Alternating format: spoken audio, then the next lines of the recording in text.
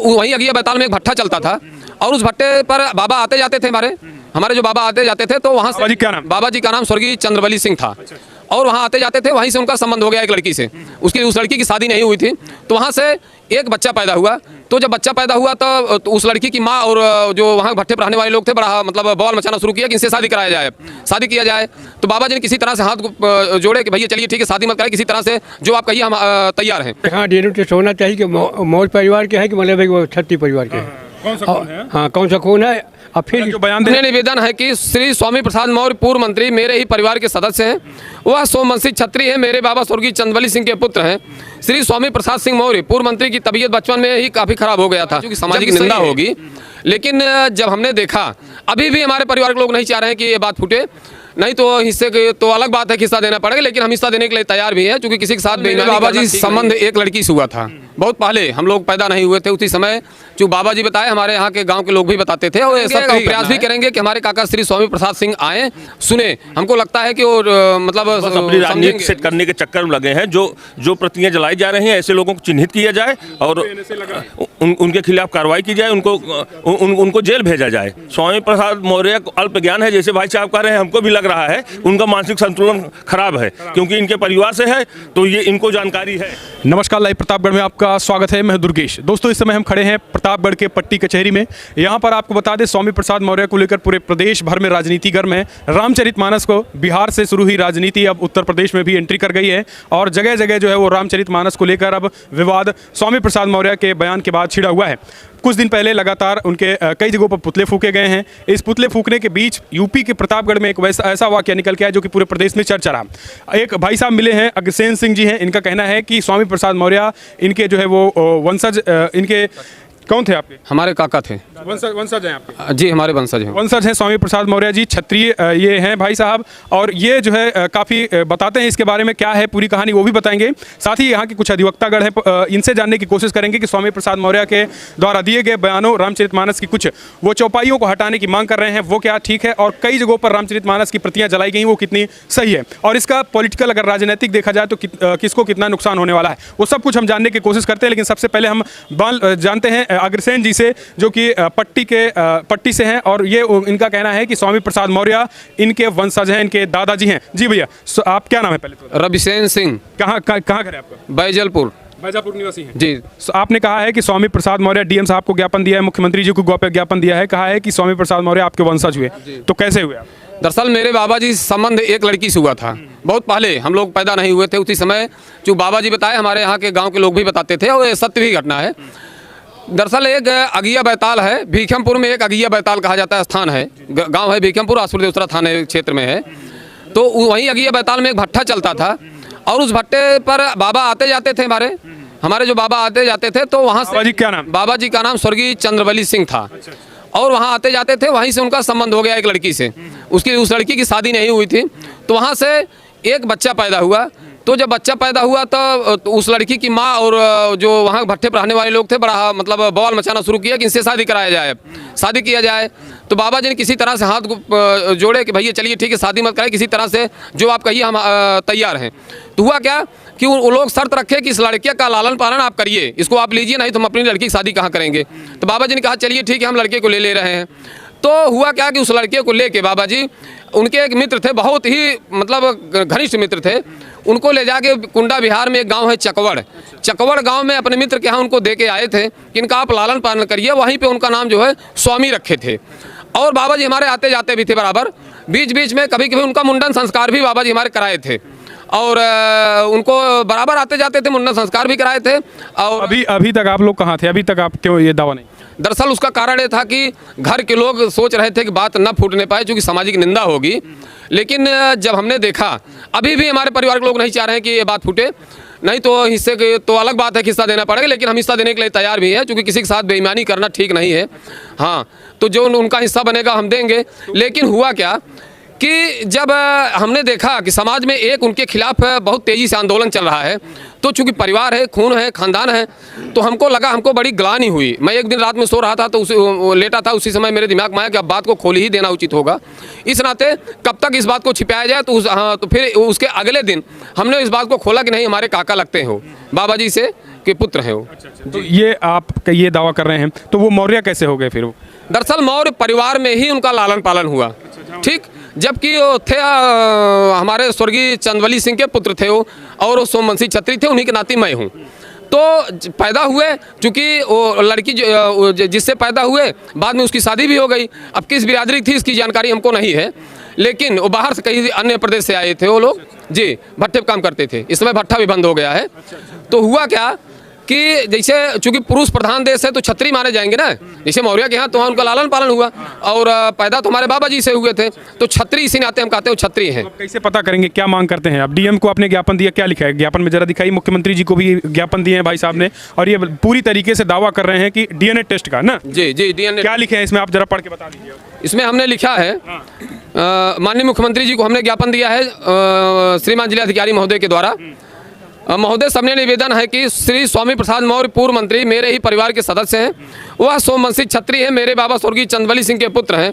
श्री स्वामी प्रसाद सिंह मौर्य पूर्व मंत्री की तबीयत बचपन में ही काफ़ी खराब हो गया था, जबकि सही है। एक बार गिर पड़े थे, वो हल्का सा चोटें आ गई थी, उसकी दवा जी जी सर में, तो दवा हुआ था उनका, आराम भी हो गया। जी जी जी जी, राजनीतिक केवल लालच दिलवाकर उनको कराया जा रहा है। खराब हो गया था, जिसके कारण दिमाग कभी कभी सलग जाता है, दिमागी रूप से विक्षिप्त हो जाते हैं। इसी का फायदा उठाकर सपा के मुखिया श्री अखिलेश यादव उनसे अनाप शनाप बुलवाते रहते हैं एवं बयान दिलाते रहते हैं। जबकि श्री स्वामी प्रसाद सिंह मौर्य बहुत ही सरल एवं धार्मिक व्यक्ति है, पूजा पाठ एवं देवी देवताओं में विश्वास रखते हैं। श्री स्वामी प्रसाद सिंह हमारे रिश्ते में काका लगते हैं। वह मौर्य लिखते हैं, जबकि क्षत्रिय है। हमारे बाबा स्वर्गीय श्री चंद्रवली सिंह के दूसरी पत्नी के पुत्र हैं। लोक लाज बस बिहार बड़ा के चकोड़ गाँव में एक मौर्य परिवार को, जो मेरे बाबा के मित्र थे, उन्हीं के हाथों में आप लोग चाहते हैं डीएनए टेस्ट हो जाए और हमको सरकार उनको दे, हम उनकी दवा कराएं और हमको जी हम इलाज कराएंगे। क्यों दादा, अब जो ये कह रहे हैं डीएनए टेस्ट होना चाहिए? हाँ, डीएनए टेस्ट होना चाहिए कि मौर्य परिवार के हैं कि मतलब वो क्षत्रिय परिवार के हैं। कौन सा खून है? हाँ, कौन सा खून है। अब फिर जो बयान दे रहे हैं, और जो बयान वो दे रहे हैं उस पे आप क्या कहेंगे? वो गलत कह रहे हैं, गलत है। उनका गलत है जी, क्या कहेंगे भैया, डीएनए टेस्ट होना हाँ, चाहिए? डीएनए टेस्ट होना चाहिए। और स्वामी प्रसाद मौर्य जो बयान दिए हैं बहुत निंदनीय है, ये संकुचित उनकी मानसिकता दर्शाता है। उनके बयान के बाद कई जगह रामचरितमानस की प्रतियां जलाई जाने लगी, तो ये ठीक नहीं है, नहीं होना चाहिए। बिल्कुल गलत है, और ये सब अल्प ज्ञान का नतीजा और जातिवाद की राजनीति करते हैं मौर्य जी। जातियों को फोड़ने में जी जी जी। क्यों भैया जातियों को फोड़ने में?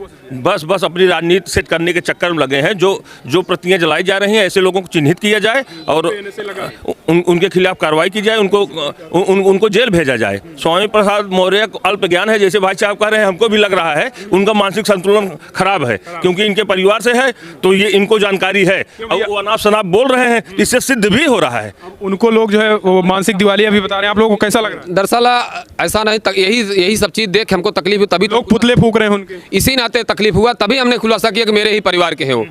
इसी नाते हमने समाज को बताया कि मेरे परिवार के हैं, धर्म कर्म को मानते हैं। यदि वो आ जाएंगे तो हमको लगता है कि उनको समझा बुझा के हम ठीक कर लेंगे। वो सनातन की बात बोलेंगे, इसके पहले बोलते भी थे वो, ऐसा नहीं बीजेपी में थे तो बोलते थे, लेकिन राजनीतिक लालच सपा के मुखिया ने उनको दिया है, इसी नाते वो केवल बोल रहे हैं, बाकी ऐसा कुछ नहीं है, आप जान लीजिए। तो ये एक बड़ा दावा है, और लोग ये भी कहते हैं कि लोकतंत्र है, तो ये कहीं ना कहीं जांच होनी चाहिए। ये बताइए भैया, जो कहा जा रहा है, स्वामी प्रसाद मौर्य ये कह रहे हैं कि भाई हमें कुछ चौपाइयों पे आपत्ति है, जिसमें ये दावा ये उन्होंने स्पष्ट किया है कि हमें कुछ आपत्तियां हैं कुछ चौपाइयों में, तो उसे हटाने में क्या दिक्कत है? देखिए, उन्होंने संविधान की बात की। संविधान बना है 50 साल पहले, और रामचरितमानस की रचना हुई है 500 साल पहले। तो जो 500 साल पहले जो लिखा गया है उसको संविधान बनने के बाद हटाया जाए, ये सही नहीं है। और रामचरितमानस जो है वो कई पुराणों से, वेदों से लिया गया है, उसमें जो कुछ भी लिखा है उनको ज्ञान नहीं है, इसलिए वो अनाप शनाप बोल रहे हैं, क्योंकि वहाँ संदर्भित है किस संदर्भ में क्या बात कही गई है। किसी का अपना वक्तव्य नहीं है, या तुलसीदास जी का अपना वक्तव्य नहीं है, वो एक संदर्भ में बोला गया है। ढोल गवार शूद्र पर सुनारी सकल ताड़ना के अधिकारी, ये समुद्र जो है भगवान राम से कह रहा है। और जो काव्य लिखे जाते हैं वो रस, छंद, अलंकार। उनका कहना है कि ये सभी जो है वो शूद्रों के खिलाफ, स्त्रियों के खिलाफ, महिलाओं के लिए ये आपत्तिजनक लिखा गया, तो ऐसी चौपाइयों को हटाना चाहिए। जी दादा बताइए। आपके संविधान में शूद्र शब्द का कहीं लिखा गया है? संविधान में तो ये सारी चीजें नहीं। अगर संविधान में नहीं है तो इसका क्यों उल्लेख किया जा रहा है? वही करिए, धार्मिक की बुक में भाई वो बहुत पुराना है, वो धार्मिक प्रवृत्ति उसका अर्थ समझे क्या है कि मतलब शूद्र कौन है और कौन मतलब गंवार है कौन। अच्छा, योगी जी ने यह भी कहा था कुछ दिन पहले, योगी जी से जब पूछा गया था, वो योगी जी ने कहा था कि ये सारी चीज़ें अवधि में लिखी गई थी और अवधि में ताड़ना का अपने अलग अलग मतलब होते हैं। तो ये जिस ताड़ना का अर्थ है, देखिए इनको संस्कार दीजिए, इसका अर्थ है ये। जी हाँ, शिक्षा, जी हाँ, शिक्षा नहीं, वो तो कह रहे मारना पीटना हो। नहीं, मारना पीटना नहीं, उनकी गलत सोच है। जी हाँ, बिल्कुल विवाद है, यही कुल विवाद है, इसीलिए जो है मतलब है कि पूरा कांड हो रहा है। अर्थ नहीं समझ पाए, अर्थ नहीं समझ पाए, उनको अर्थ मालूम ही नहीं। ये अर्थ कौन समझाएगा अब आपके? हम समझाएंगे बिल्कुल। इसी नाते उन्हीं के चक्कर में हमने 26, 27, 28 मार्च 3 दिवसीय रामकथा का आयोजन हमने किया है। उसमें साध्वी सुषमा यादव जी आएंगी, उस कथा को कहेंगी और निवेदन करेंगे और प्रयास भी करेंगे कि हमारे काका श्री स्वामी प्रसाद सिंह आएँ, सुने।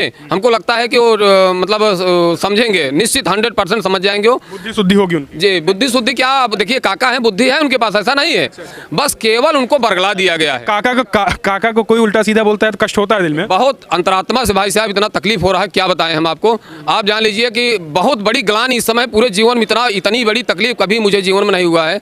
इस नाते कि मेरे परिवार हैं, और बताइए आप किसी परिवार की कोई बुराई करे, कोई गाली दे, तकलीफ नहीं होगा। इसी नाते जबकि कुछ लोगों ने हमसे कहा कि आप ये जो बोल रहे हैं ठीक है आप काका, लेकिन छोड़ दीजिए, जो हो गया वो मंत्री हो गए, अब आपको ध्यान नहीं देंगे। ठीक है, मत ध्यान दें, अपना हिस्सा ले, आए रहें। कुछ लोगों ने भी कहा कि कहीं आप मरा न जाओ, मार नहीं दिए जाओ, कहीं रास्ते में सतर्क हो चलो। हमने कहा जो भी होगा परिवार के लिए, अगर हमारी हत्या भी हो जाती है तो हमको स्वीकार करें, लेकिन हम अपने काका जी को छोड़ेंगे नहीं, हम लेके आएंगे। जी जी, तो ये साफ साफ इनका ये कहना है। अब ये लोकतंत्र की बात है, आप देख सकते हैं कि क्या। जी दादा बताइए क्या कहेंगे? उनका दिमाग केवल जो है वोट की राजनीति खराब किया है कि वोट जो है उनको मतलब किस तरह से मिले, हासिल हो, इसको चिंता है। लेकिन इनको ये नहीं चिंता है कि समाज इससे बिगड़ जाएगा, क्या होगा। यानी केवल वोट बैंक की politics, vote bank. Akhilesh ji उनको महासचिव बना दिए इस बयान के। इसी हाँ, बयान बना दिया। क्या कहेंगे इस पे? क्या उनको हटावें। जी जी, क्या भैया ये बयान जो दे रहे हैं स्वामी मौर्य वंशज हैं, आप लोगों को भी कुछ इनके बारे में पता है? हाँ सर, अपने पूर्वजों से हमने सुना है और इनके बारे में कई बार चर्चाएं होती थी। लेकिन स्वामी नाम के बच्चे का नाम जिक्र होता था, लेकिन स्वामी प्रसाद मौर्य अभी जानकारी के अनुसार नहीं पता था, लेकिन अब पता चला कि स्वामी प्रसाद मौर्य ही इनके परिवार के हैं। जी हाँ, क्षत्रिय हैं। दिमाग सनक गया, दिमाग कह रहे हैं आप सनक गया? नहीं, सनक क्या, चोट लग गई थी जिसके कारण जो है कभी कभी डिस्टर्ब हो जाए, जबकि दवा हुई, ऐसा नहीं है। उनकी दवा भी हुई, हमारे बाबा जी दवा कराए थे, आराम भी हो गया था, लेकिन उतना ज़्यादा नहीं, चूंकि एक बार नसों में कहीं गांठ पड़ गया होगा, चूंकि पुराने ज़माने की बात थी, उसमें इतना ज़्यादा मतलब टेक्निकल नहीं था मामला ना। मतलब आप डीएम साहब मुख्यमंत्री जी से मांग करते हैं कि डीएनए टेस्ट कराया जाए? जी, डीएनए टेस्ट हो जाए 100%, वो मेरे काका निकलेंगे, मेरे खून खानदान के निकलेंगे। अगर नहीं हुए तो मैं अपनी बात को वापस ले लूंगा, बस इतना करेंगे और क्या करें, या फिर जो कहेगा समाज जो कहेगा मैं करने के लिए। लेकिन पहली चीज़ तो 100% तय है कि मेरे काका हैं वो, और डीएनए टेस्ट हो जाए 100%, मैं पूरे समाज के सामने कहूँगा कि वो मेरे काका हैं और मेरे ही खून खानदान के हैं। हाँ हाँ भैया, ये बताइए, अगर स्वामी जी कह रहे हैं कि रामचरितमानस में कुछ चौपाइयाँ हैं जो कि गलत हैं, तो हटाने में क्या दिक्कत? भाई साहब, स्वामी प्रसाद मौर्य जी अगर ये कह रहे हैं कि रामचरितमानस की चौपाइयाँ गलत हैं, तो मैं स्वामी प्रसाद जी से एक चीज़ पूछना चाहता हूँ कि अगर वो इस चौपाई पे अगर उनको लगता है कि गलत है कि ढोल गवार शूद्र पशु नारी सकल ताड़ना के अधिकारी, अगर ये उनके हिसाब से जो उन्होंने इंटरप्रिटेशन किया है, अगर मारना पीटना है, अगर उनका ये इंटरप्रिटेशन क्लियर है, सही है, तो हमें वो 3 प्रश्नों का जवाब दे दें, उनको समझ में आ जाएगा कि वास्तव में ताड़ने का अर्थ होता क्या है। इसमें नारी शब्द कहा गया है, नारी मीन्स इनकी पत्नी सीता जी लंका पति ले गया, वहाँ से इन्होंने युद्ध करके लिवा क्या है, अगर उन्होंने मतलब भगवान श्री राम ने युद्ध करके लाए, अगर उनको ताड़ने का अर्थ तो यही होता तो छोड़ देते। पहली चीज़, अगर ताड़ने का मतलब यही था तो वो जो सेबरी थी वो किस जात की थी, ये पहले क्लियर कर दें। अगर वो सेबरी ये कहते हैं भील थी और वो शूद्र कैटेगरी की थी, तो उसकी जूठे बाहर खाने की ज़रूरत क्या थी?